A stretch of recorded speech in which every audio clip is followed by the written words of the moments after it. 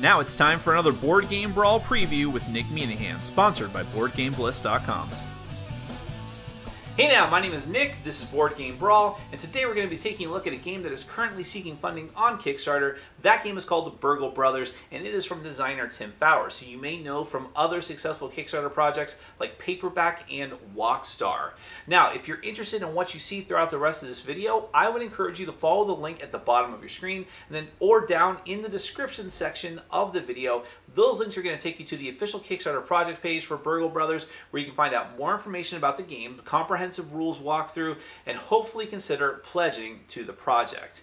Now, what is the Burgle Brothers? The players are all taking control of thieves who are trying to sneak into a high security building and get the money out of the safe on each floor, avoid the patrolling guards, get to the roof, and get out safely. Now, there are other games that have a similar theme like this, but not a lot that are cooperative. You and the other players are working together, Ocean's 11 style, to pull off this heist. Before I say any more, let's take a brief look at how the game is played. It's just an overview of the prototype edition, so keep that in mind. Then we're going to come back and I'll give you my final thoughts.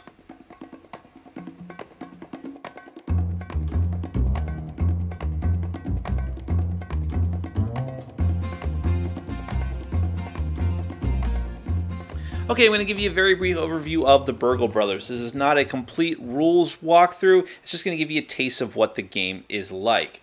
Now, a few quick notes I want to go through. First off, this is just a prototype edition of the game. So the final version of the game might have different components. Some of the rules might even change. So just keep that in mind as we go throughout the rest of this overview. Also, you actually have enough cards in the game to have 3 different floors in play. This is actually a setup for the introductory game, which only uses 2 floors, which is just better suited for my camera, but also because I wanted to show you the extra cards without having to take them off the table, to give you examples of all the different cards that could be in play. And the last thing I'll tell you to keep in mind is that this project is currently seeking funding on Kickstarter. So if you follow the link at the bottom of your screen and then down in the description section of the video, that will take you to the official Kickstarter project page, where you can find out more information about the Burgle Brothers and hopefully consider backing the project. Now, Burgle Brothers is a cooperative game for 1 to 4 players. You and the other players are actually thieves, and you're trying to pull off a heist in this high-security building. You're going to start at the first floor and work your way up, and on each floor you're trying to find the safe, and then find the combination, and then break into the safe, grab the goods, get to the next floor, do the same thing there, and then finally get to the top floor of the building and get out with your ill-gotten goods. However, if before that point if any of the particular thieves, the players, are caught by the patrolling guards, then you squeal on the rest of you, and then the game ends in your defeat. You've all been caught by the police. Now, each floor is going to have a random room tile set up. I have it all set up here already. And you're also going to put out these little walls in between the different room tiles. Now, you can either use the setup that is suggested for the walls in the rulebook, or you can just use your own if you're advanced enough in the game and randomize it. Each player is going to choose a meeple, and then you're all going to choose collectively which room tile you're going to start on, flip it over, and then put the downward stairs marker. That's indicating that that is the entrance into the bottom floor. You're also going to choose one of the character cards that come in the game, either randomly, or you can give each player 2 and then have them decide. And I'll just show you a few of these as an example. You'll keep these face up so everyone knows what your special ability is. You have the hacker. These are all the sort of Ocean's 11 tropes here. You've got the hacker, which is you may hack a computer room from anywhere on the same floor, which doesn't make a lot of sense now, but I'll explain it in a minute. The acrobat says that if you move into a tile with a guard, you do not use an action, you do not lose a stealth. You must leave the tile before the guard moves, or you lose a stealth. The Hawk, once per turn, has a free action. You may peek 2 tiles away. You cannot see through walls. You can see around corners and upstairs. And finally, the last one I'll show you is the Rook, which is once per turn you may spend an action to move another player 1 tile. Ignore extra move costs from the laser or deadbolt rooms. Now, each player is going to start the game with 3 of these stealth tokens, and the stealth tokens can be seen as sort of your hit points. If a guard moves into your room, you have to spend effort and exertion in order to hide and stealth away from them. But if you do that too often, eventually you're going to get caught. If ever the guard is going to discover you by moving into your room or through some special circumstance, and you have no stealth tokens to lose, you're caught, you squeal on the rest of your friends, and the game ends immediately. Now, the last little bit of setup is the patrolling guards. Now, these are the little meeples that I have out here on the map, and the way you're going to do that is that each floor is going to have its own deck of grid cards specifically for the patrols. Each of these cards is going to tell you the specific grid, and it'll highlight it here just to make it easier for you, the specific spot in the room tiles. First off, at the beginning of the game, you're going to flip one over, and that will tell you where the actual guard is going to go. And I already did that ahead of time, so there you see that I had to put the guard in D4.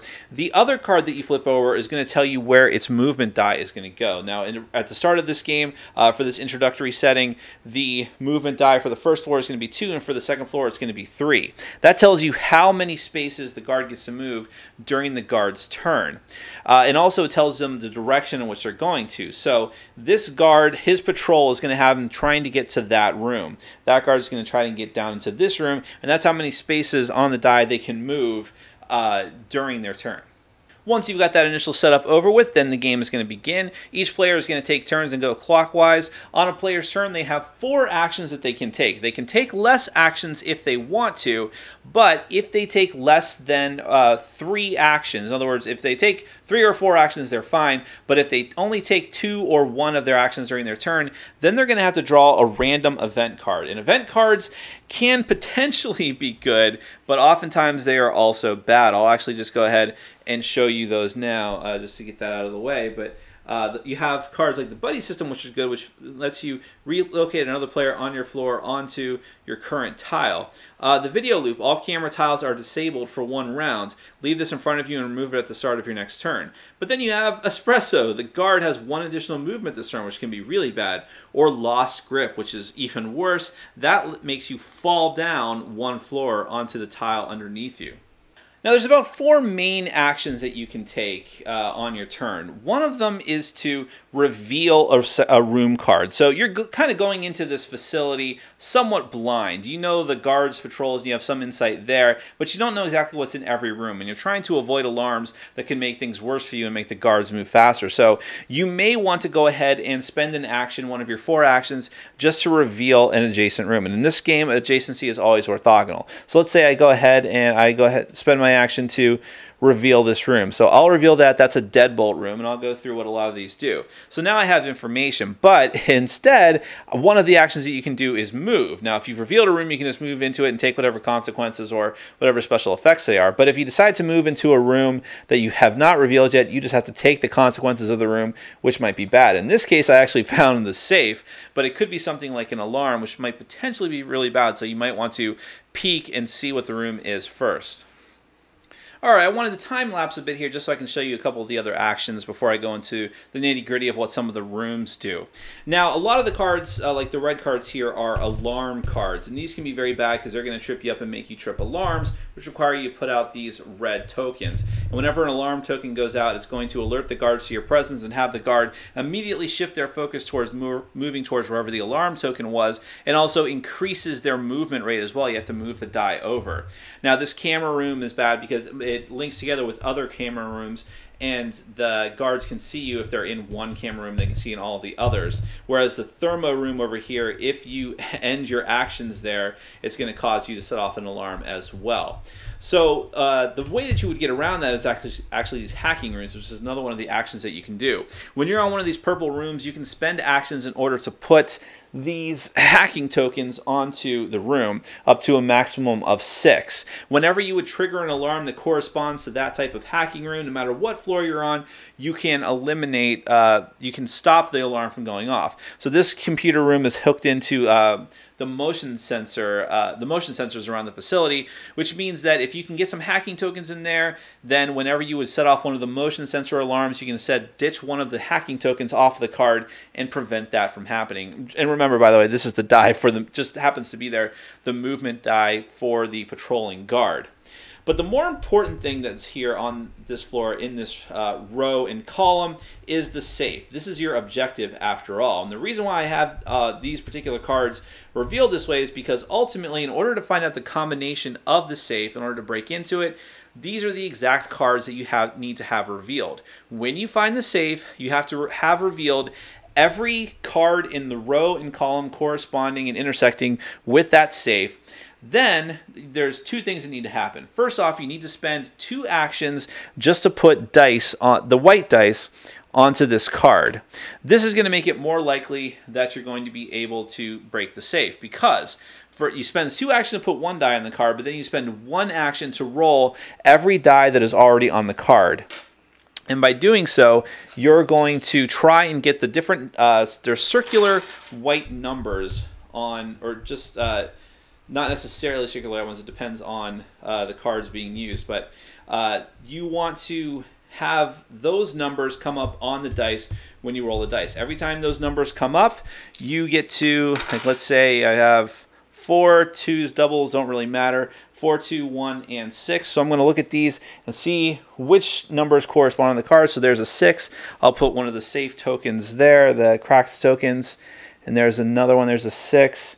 I got a 1, so that one's going to be covered up, and so on. I'm going to keep going through there. I may not be successful, but I get to roll again and again, and every time that I roll, if I can eliminate more possibilities and cover up more of those numbers with the cracked tokens, then eventually I'm going to finally crack the safe. The only problem with cracking the safe, even though it is a victory condition and you need to crack the safe on every floor and then get out, it also trips a silent alarm, which is going to make all the guards on your floor and every floor lower faster, and they're going to be looking for you even more frantically. And speaking of that, let's go ahead and talk about how the patrol's movement works. So I think the patrol started there before I move things around. When it comes time for their turn, they are going to move whatever the movement is on their die closer to their objective point. If they move onto a spot that has one of the good guys, one of you, the players, then you're going to have to lose one of your stealth token, because you are exerting yourself trying to lose the cops. When eventually the patrolling guard gets to their objective, wherever their movement die is, well, if you're going to go ahead and flip over another patrol card to see where their next destination is, another stop on their patrol. So actually in this case it was going to be down here. And once you have that locked in, first to see if they have any movement left. So let's say it only took me 1 movement to get here and I had 1 left. Then I will continue moving. You're always going to pick it would actually go back this way, because it's a bad day for blue, but you're always going to pick the shortest route for the patrolling officers towards their destination. And if there's a tie for shortest route, you're always going to go in a clockwise manner. And remember that setting off alarms is going to make the patrolling guards faster, and they're going to change direction, not necessarily be dictated by the cards. They're going to be dictated by wherever the alarm went off. So let me go ahead and show you some more of the cards in detail that come in the game, and all the different types of things, just to give you a taste of some of the specific stuff that you're going to encounter. So obviously this is arguably the most important card in the game. It's the safe. The safe is what you're trying to get on every floor of the game, and like I said, it has 2 different actions on it. You can place dice onto it by spending 2 actions, or roll all the dice that are already there. The stairs are also very important, because you need to get to the stairs to get from floor to floor. It takes an action to go up through the stairs, and you get to pop out on the next floor. And then when you've cracked every safe, you need to go to the stairs that lead up from the 3rd floor to the roof, or the 2nd floor in this case to the roof, and then you've won the game, assuming you've cracked every safe. Here's some examples of the alarm rooms. You have the fingerprint room, which is kind of the nastiest one, because you have to either hack it or it immediately triggers an alarm, meaning that as soon as you move into this room, either willingly or because you just blind jump, so to speak, into the room, you have to spend a hack token, or you're just automatically going to trigger the alarm. The motion sensor, however, says that you can move onto the room, but if you don't stop there, if you keep taking actions and move off of it, you'll set off the alarm. And the camera room, I kind of already explained. All the camera rooms link together, and a guard in one camera room can see what's going on in the other camera rooms. Here are the hacking rooms. You have one for the laser alarm, which I didn't quite go over. You have one for the fingerprint alarm, so you can use hacking tokens here for the fingerprint alarm. Here's some of the sort of neutral doorways that you might run into. You've got the keypad, which says that every time you try to move into the keypad room, you have to roll a die. If you get a 6, it stays open, and you put one of the moving tokens that I have right here onto that door, showing that you now know the keypad combination, and you and your compatriots will always be able to get through. Then you have the foyer. The foyer is actually really good for the patrolling officers, because any officer who is adjacent to a foyer can see into it. Normally, the officer would have to move into your spot to find you, but this time they can see you clearly because you're out in the middle of the foyer, so you're going to lose a stealth if that happens. The laboratory, when you spawn it, when it's flipped over and you reveal it, is going to get 3 stealth tokens placed onto it. They can't be picked up, but if you're on there and you would normally lose a stealth, you can take one from the laboratory instead. If there's a room that is a tunnel and it's got a wall next to it, then you can enter through a wall into the tunnel. The workshop is going to have tool cards, which I'm going to get to in a second. So when the workshop pops up, you're going to put one of the tool cards onto it. And then the last one I'll show you here is the service duct. The service duct keys together with the other service duct, and they connect together, and you can move through them. So here's some of the tools. These are special benefit cards that you might gain during the course of the game. Just a few examples. You have the virus, which lets you discard it to immediately add 3 hack tokens to any computer room on any floor. You have the thermal bomb, which lets you basically blow a hole through the floor and make stairs going up or down by putting one of the stairs tokens out. And possibly the funniest one, the donuts. You can choose a guard, place this card under it. Next time that guard would move, he loses all movement and you discard this card. He gets distracted by donuts, haven't we all? And that's just a quick run through of the Burgle Brothers. Again, I skipped some of the details, but just wanted to give you a taste of what the game is going to play like. You're working cooperatively to break through the safes on each floor, get the money, get the loot, avoid the guards, get to the roof, and get to safety. Now, let's get to my final thoughts. Well, as I alluded to in my introduction, I thought that the theme of Burgle Brothers was really interesting because there's a lot of games that have you taking control of a less than upright person, a thief, or some other type of evil person who's trying to just steal a bunch of money and get the most gold, which is usually victory points by the end of the game. But I haven't seen a lot of games, maybe not any games that I've personally played, where you're taking control of a bunch of thieves, but you're working together cooperatively. And the theme, like through the artwork, at least the artwork that I've seen, is very whimsical. So it's a very lighthearted game and appropriate for families. We're not talking about really evil people here. Again, it has that sort of Ocean's 11 feel where these are just like a bunch of ne'er-do-wells with hearts of gold, I suppose, is kind of the feeling I got from some of the artwork. And the little bits of theme that are sprinkled throughout the game really bring that home. You've got all the different locations that sort of make sense thematically with how the mechanics of them work. So just on a basic level, you've got like the foyer, or is it foyer or foyer? I never know how to pronounce that, but it's a wide open area, so it's very easy for the guards to see in there and see. It's very hard for you to hide, so it's harder for you to stealth there. You're more likely to lose stealth if the guards are patrolling around it. But then you've got the alarm rooms and how like the motion sensors and the scanners, where if you have a tool on your body, it's going to pick that up right away, or even the fingerprint room, which just by grabbing the door handle, you might risk setting off the alarm, so it's super dangerous. But then you've got the computer hacking rooms, or if you're willing to camp out in the room and stay there for a while and actually hack into the computer, you can learn better how to disable all of the different alarm rooms from a distance. So that all makes a lot of thematic sense, right down to how the guards actually patrol, the way that they move, how they go to the different spots that they've prescribed for themselves, or that if a alarm goes off, they adjust their route and rush over there, and they adjust their speed as well, because of course they're rushing like, whoa, an alarm went off, I gotta rush over there. So it all makes thematic sense, and married to that theme are some very interesting mechanics about action efficiency and actually some puzzle-like mechanics. So when it's your turn, you have to use your actions as best as you possibly can, because the guards are moving and they're usually getting faster as you accidentally trip alarms, or when you bust open the safe and set off the silent alarm. It's going to be harder and harder to avoid the guards, especially as you go from floor to floor. So you need to figure out the best way to use your actions. It's usually better to reveal a room, to peek at a room and see what's in there first. But if you do that, you're using an action that you might have not wanted to spend. Whereas you could have just said, well, I've got these hacking tokens over here on this computer terminal, so maybe the chances are it's a room that's got an alarm, but I can hack it, so why don't I save an action and just run into the room without looking first? In the beginning of the game, you may not have to make tough choices like that because everything seems like, very nonchalant, but it sort of ramps up and you have to make harder decisions about how best to spend your actions. And remember that you're doing this cooperatively. You can play the game solo, but if you're working with other people, you all need to make sure that your actions are being used as efficiently as possible and that you're working together in tandem to make that happen. A lot of the game also has to do with how you manipulate and how you use the patrol routes of the guards to your advantage and setting it up so that you can stay out of their way.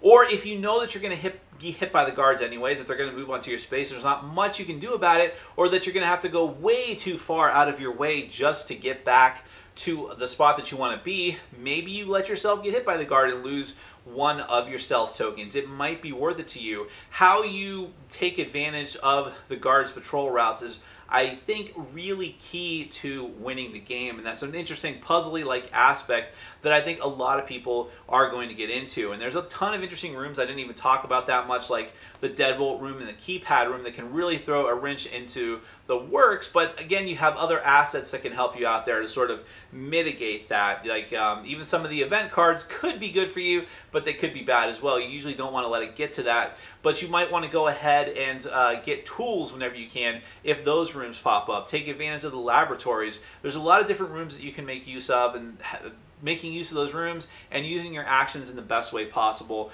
are going to be the key to the winning to the game, as well as figuring out how the guards are moving around. So I think that this game is going to be very appealing to people who, first off, it's a very, in my opinion, that little bit of opinion that I'll give is that it's a family-oriented game.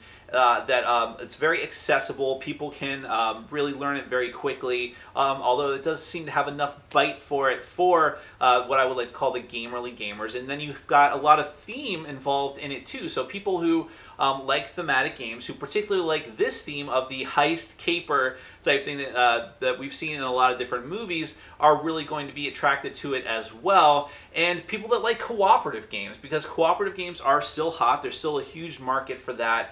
And for one like this, it's got such a unique theme attached to it, I think there's going to be a big audience for it. And if you're part of that group that thinks that it might be interesting to you, then I would encourage you to follow the link at the bottom of your screen or down in the description section of the video. That's going to take you to the official Kickstarter page for Burgle Brothers. You can find out more information about the campaign and hopefully consider pledging to it. That has been Burgle Brothers from designer Tim Fowers. My name is Nick, this has been Board Game Brawl, and I'm reminding you to get out there and game every day and in every way. Take care. Thanks for watching. Follow us on Facebook, Twitter, and Patreon. And make sure to check out our sponsor, Board Game Bliss, where you can find an amazing selection of games from around the world. BoardGameBliss.com. Thanks for your support.